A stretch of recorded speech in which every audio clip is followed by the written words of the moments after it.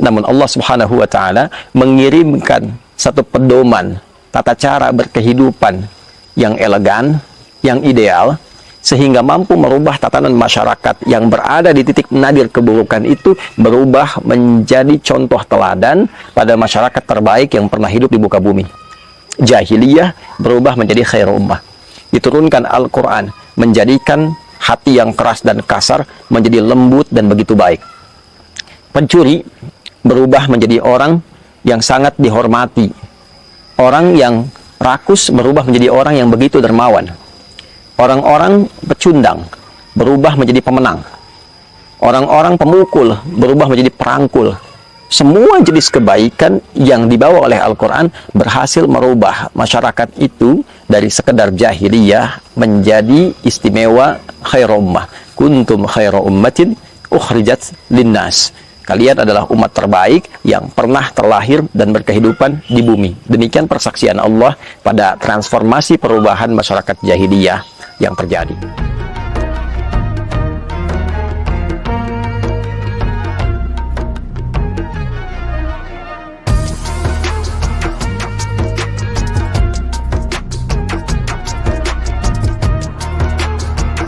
Saudara-saudariku, sebangsa, setanah air, shaimin dan shaimat. Di antara peristiwa teragung dan istimewa yang berlangsung di bulan Ramadan adalah peristiwa diturunkannya Al-Quran kepada Nabi Muhammad SAW sebagai wahyu utama. Peristiwa ini bahkan tegas diungkapkan oleh Al-Quran mengiringi paket rangkaian ayat-ayat puasa.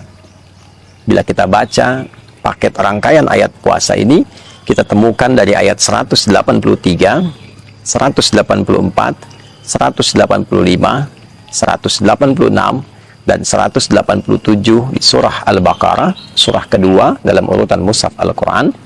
Maka penegasan ini kita temukan di ayat pertengahannya, yaitu ayat 185.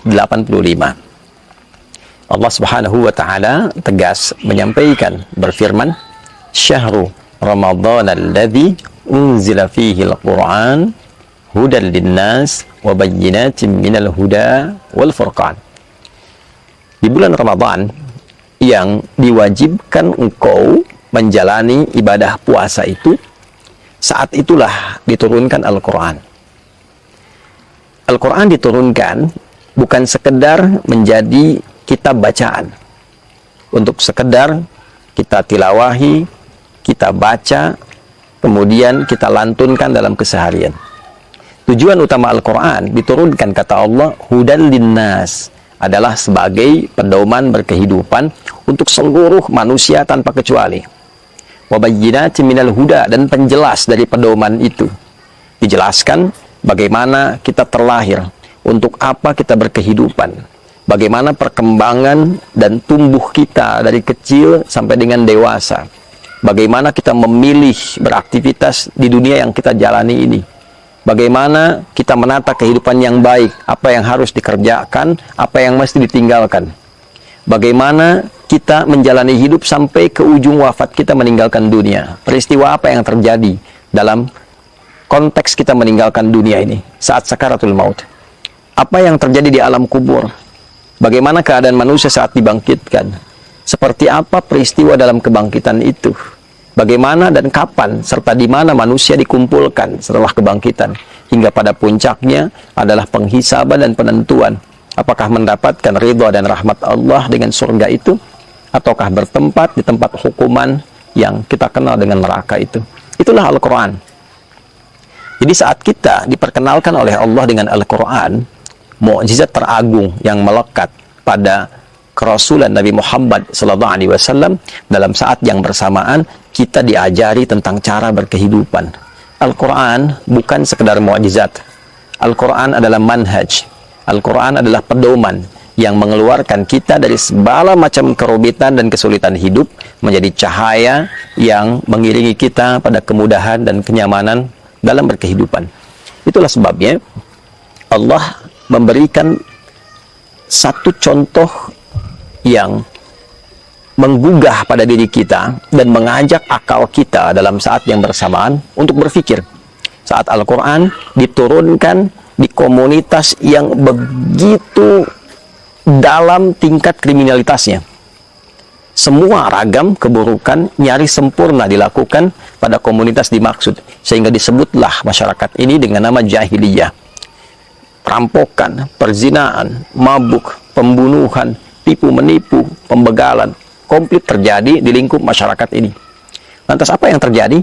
Allah tidak mengembalikan tongkatnya Musa alaihissalam kepada Nabi Muhammad SAW, atau menitipkan mukjizatnya Nabi Isa alaihissalam pada Nabi Muhammad SAW. Namun Allah Subhanahu wa Ta'ala mengirimkan satu pedoman tata cara berkehidupan yang elegan, yang ideal, sehingga mampu merubah tatanan masyarakat yang berada di titik nadir keburukan itu berubah menjadi contoh teladan pada masyarakat terbaik yang pernah hidup di muka bumi. Jahiliyah berubah menjadi khair ummah. Diturunkan Al-Quran menjadikan hati yang keras dan kasar menjadi lembut dan begitu baik. Pencuri berubah menjadi orang yang sangat dihormati. Orang yang rakus berubah menjadi orang yang begitu dermawan. Orang-orang pecundang berubah menjadi pemenang. Orang-orang pemukul berubah menjadi perangkul. Semua jenis kebaikan yang dibawa oleh Al-Quran berhasil merubah masyarakat itu dari sekedar jahiliyah menjadi istimewa khairu ummah. Kuntum khairu ummatin ukhrijat linnas. Kalian adalah umat terbaik yang pernah terlahir dan berkehidupan di bumi. Demikian persaksian Allah pada transformasi perubahan masyarakat jahiliyah yang terjadi. Ya, kurikulum ini tidak hanya berlaku di kalangan masyarakat yang hidup di era Nabi. Ia dijaga oleh Allah sampai semua kita kembali pada Allah Subhanahu wa Ta'ala. Bahkan Al-Quran menjadi saksi untuk kita, pemberat mizan kita, syahidun lana au syahidun alaina. Ia bahkan menjadi syafaat bagi orang-orang yang mau mencintai, mendekat, berinteraksi dan mengamalkan kandungannya. Syafi'an li ashabihi. Nabi menegaskan ia bisa menjadi syafaat untuk sahabat-sahabatnya, untuk yang gemar mencintai dan mengamalkan isinya. Itulah Al-Quran. 114 surah, 30 juz, 6.236 ayat kurang lebih, 52.000 kosakata. Keseluruhannya bukan sekedar kalimat-kalimat yang dibacakan. Betul, membaca mengantarkan kita pada kedamaian, ketentraman. Itulah Al-Quran. Membaca sesungguhnya adalah gerbang untuk mendalami makna. Kita membaca Quran untuk tahu isinya. Kita baca Al-Quran untuk mendalami maknanya. Dan seluruh makna Al-Quran dari Al-Fatihah sampai dengan An-Nas adalah kurikulum kehidupan. Sekali lagi, tidak hanya berlaku di era Nabi, tapi era setelahnya sampai kita kembali kepada Allah. Itulah sebabnya kemajuan Islam itu dicapai ketika umatnya mampu dekat, memahami, dan mau mengamalkan isi Al-Quran. Silahkan kita bisa cek bagaimana Islam bisa berkembang sampai dengan ke Afrika, sampai dengan ke Eropa di Andalusia, bahkan sampai dengan ke Nusantara, datang tanpa ada peperangan dengan penuh kedamaian dan memberikan satu perubahan pada kehidupan masyarakat di tatanan Nusantara. Semua berkeadilan sosial. Yang tadinya didapati ada kasta-kasta, tingkatan-tingkatan dalam berkehidupan. Masyarakat sungkan untuk bergaul satu dengan yang lainnya karena ada sekat dan batas-batas. Islam datang memberikan sifat berkeadilan sosial untuk semua. Islam datang mengajarkan cara berketuhanan yang Maha Esa yang benar. Islam datang memanusiakan manusia sehingga konsepnya datang dengan keadilan dan penuh dengan keadaban. Islam datang menyatukan sehingga persatuan itu dirasakan begitu baik. Islam datang dengan suasana kerakyatan yang begitu baik, yang dipimpin oleh hikmat, yang melahirkan kebijaksanaan, yang bermusyawarah dalam setiap persoalan dan mewakilkan persoalan kepada pakar-pakar di bidangnya, sehingga terjadi keadilan sosial bagi seluruh masyarakat yang dapat menikmatinya. Itulah fungsi Al-Quran. Itulah Al-Quran.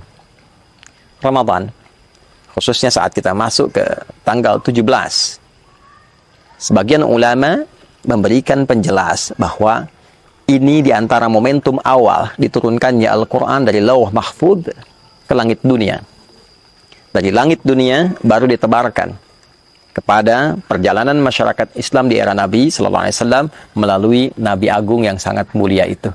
Turunnya Al-Quran dari Lauh Mahfudz ke langit dunia yang diviralkan dan diketahui oleh semua bagian penduduk langit, itulah yang disebut dengan nuzul Al-Quran, yang memberikan gambaran besar yang terdapat di dalamnya kemuliaan di satu malam, yaitu malam Al-Qadar. Sedangkan turunnya kepada Nabi SAW sesuai dengan peristiwa-peristiwa dan kebutuhan masyarakat pada saat itu, sehingga menjadi kurikulum bagi kita sampai dengan saat ini, diberikan oleh Allah dalam durasi waktu yang sesuai dengan perjalanan dakwah Nabi Muhammad SAW. Kurang lebih 22 tahun beliau berkehidupan dan menjalani masa dakwah. Untuk itu, teman-teman semua, sekarang saatnya kita mengeluarkan kembali kurikulum itu. Yang menjadi pelajar, keluarkan ayat-ayat yang membimbing kita bagaimana cara belajar yang baik, tidak mudah lupa, memahami dengan benar, mengamalkan apa yang kita pahami dan diimplementasikan dalam kehidupan berbangsa bernegara.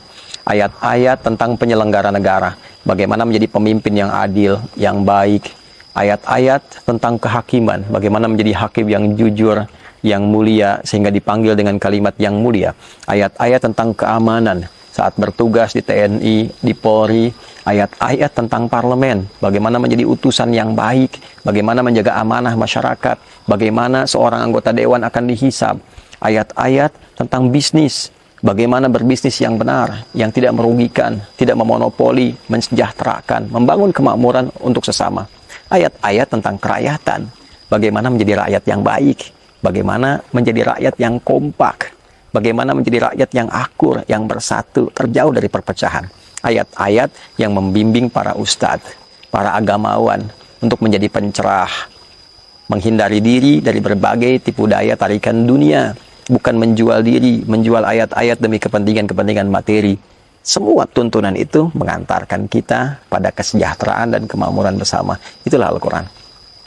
Saatnya untuk merenung kembali, saatnya untuk berinteraksi dengan serius dan mengamalkan isinya. Setidaknya kita bisa amalkan di tempat yang kita cintai ini, di negara yang kita pijak, negara Kesatuan Republik Indonesia. Semoga Allah memberikan hidayah kepada kita. Semoga Allah menjadikan kita bagian dari ahli Al-Quran yang diterangi di dunia, diberikan cahaya di alam kubur, dan mendapat syafaat saat di akhirat kelak.